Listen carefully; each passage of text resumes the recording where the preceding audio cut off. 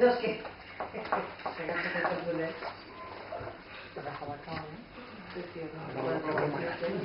No cal que hi hagi...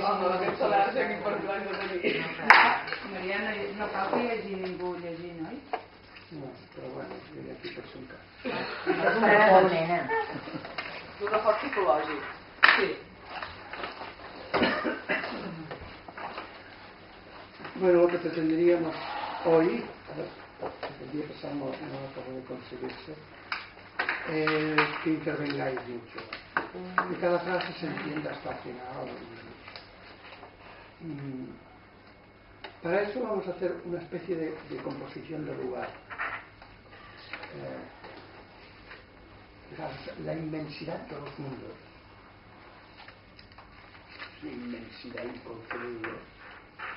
En esa inmensidad estamos nosotros, un bicho ridículo, en un planeta pequeñajo, de un sol de barriada, de una galaxia també de barriada, i tenim la pretensió que els ulls d'aquesta bèstia que és per comer, sobrevivir, procrear, etc., la mente y todo nuestro aparato sensitivo y mental, pues nos da lo que es la realidad. Y hay una desproporción absoluta. Una desproporción absoluta. Y además que eso por una parte hay una desproporción absoluta entre lo que es la realidad y después la idea de que nosotros somos alguien venido a esta realidad. Somos nadie venido a esta realidad. Somos esa realidad, esa inmensidad desproporcionada a todo nuestro aparato sensitivo y mental. Y por tanto, como que somos esa misma realidad, nosotros mismos somos desproporcionados para nosotros mismos. Desde esta perspectiva es cuando se entienden todas las afirmaciones que hace el Sutra del Corazón.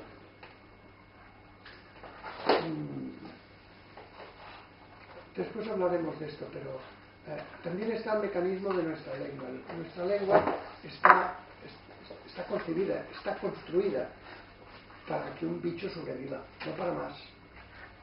No para más, tiene posibilidades, etc., pero su estructura es la adecuada para que un bicho sobreviva. Y por tanto tiene una estructura que se articula en nombres, en formaciones acústicas, ¿no?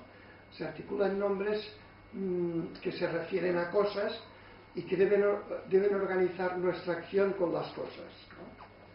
Capaces de organizar nuestra acción con las cosas. Para eso está, ¿no? Por tanto, la lengua tiene un supuesto que es un supuesto de funcionamiento. No es que la realidad sea así, que cada acotación que se hace de lengua corresponde a una realidad. Y no, corresponde a una realidad que yo tengo que concebir para vivir, pero no necesariamente corresponde a una realidad. ¿Entendéis? A cada palabra nosotros le ponemos como una sustancialidad, que una palabra está diciendo algo de una entidad, una realidad. Y no es eso. La palabra lo que está haciendo es suponer que hay una realidad, porque si no la supongo, yo no puedo actuar y sobrevivir. Por tanto, es un instrumento que tiene una serie de suposiciones en su estructura interna adecuadas a un animal para que viva, pero que no tiene la pretensión de describir la realidad. Y que, como os decía, no solo no tiene la pretensión, sino que, además, los ojos, el cerebro, por más complejo que sea, los oídos, nuestra capacidad lingüística, etcétera, son de una absoluta desproporción con la inmensidad de los mundos y de lo que es. Bueno, este fin de semana yo me he alojado en casa de dos físicos cuánticos y he puesto un poco a prueba lo que estoy un poco aprendiendo e intentando asimilar, y bueno, he chocado un poco a nivel discursivo, me costaba mucho hacer entender esta visión de la realidad, porque claro, aparte, bueno, ellos son muy cientifistas, aparte de científicos, muy cientifistas, de acuerdo con las teorías de Richard Dawkins, bueno, antirreligiosos totalmente. Y claro, yo intentaba explicar que, bueno, la aproximación del budismo no se habla de religión ningún. No es religioso. Pero claro, yo chocaba con la aproximación, por ejemplo, ahora que estabas explicando, de que la realidad no se puede concebir. Según la perspectiva que me planteaban, bueno, no se puede concebir por ahora, pero científicamente seguro que podemos dar una explicación. Y es verdad que si lo ponemos a prueba, esta realidad la confrontamos con los sentidos, igual nos quedamos cortos, pero con el método científico, Igual. claro, según ellos, ¿no? Sí, es decir, Porque tienen una mala epistemología, con perdón. Porque el método, fíjate, toda nuestra ciencia está construida con nuestra estructura de lengua. ¡Toda! Incluso la matemática está estructurada dualmente. Es un instrumento de un bicho para vivir. ¿Qué pasa? Que las ciencias modelan la realidad. La modelan, no la describen. bueno, ya, pero según su planteamiento, la realidad, es decir, con el método experimental, comprobaban que es así. Si fuera eso, ¿verdad? También con el método experimental se comprobaban que los mitos eran así. No, porque el mito no se comprobaba experimentalmente. ¿Cómo que no? Estructuraba la vida de los individuos durante miles de años. Pero no estaba comprobado que era real, era una... Bueno, Mira, real, ¿qué quiere decir? Que yo, incluso en ciencias, yo aplico este modelo y me respondo a la realidad. Ya está. Los mitos hacían eso. Hacían un modelo y la realidad respondía. Fíjate, si les respondía, estaba verificado. Hasta el punto que era un sistema de modelación que servía durante miles de años para mantener un grupo vivo. ¿Qué quieres mejor verificación que esa? La ciencia, ¿qué hace? Es hacer eso mismo, pero en abstracto. Porque los mitos lo hacen axiológicamente, o sea, valoralmente, para motivar, etcétera, etcétera. Las ciencias lo que lo hacen es en abstracto, pero modelan exactamente igual. Y los mitos, por eso te digo que es un fallo de epistemología, los mitos creían que lo que decían ellos era como era la realidad. Todos los mitos.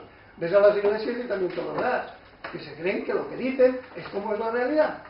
sí, pero ellos, De este mundo y del otro. en la ciencia plantea una hipótesis, la describen metodológicamente o teóricamente.